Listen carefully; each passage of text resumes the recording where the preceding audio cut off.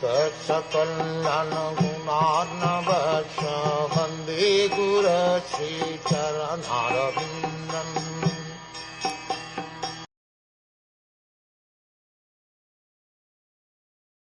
Manu continued, "My dear King Dhruva, it is simply by the illusory material energy of the Supreme Personality of Godhead and by the interaction of the three modes of material nature that creation, maintenance, and annihilation take place.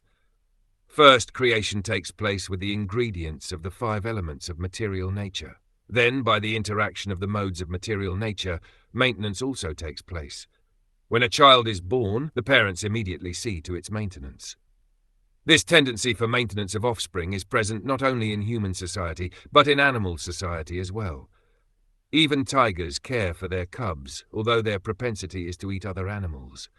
By the interaction of the material modes of nature, creation, maintenance, and also annihilation take place inevitably. But at the same time, we should know that all is conducted under the superintendence of the Supreme Personality of Godhead. Everything is going on under that process. Creation is the action of the Rajoguna, the mode of passion. Maintenance is the action of Sattvaguna, the mode of goodness.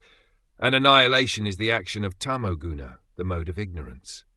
We can see that those who are situated in the mode of goodness live longer than those who are situated in the Tamoguna or Rajoguna. In other words, if one is elevated to the mode of goodness, he is elevated to a higher planetary system, where the duration of life is very great. Udvam Gachanti Sattvasta, great rishis, sages and sannyasis who maintain themselves in Sattva Guna, or the mode of material goodness, are elevated to a higher planetary system. Those who are transcendental even to the material modes of nature are situated in the mode of pure goodness. They attain eternal life in the spiritual world.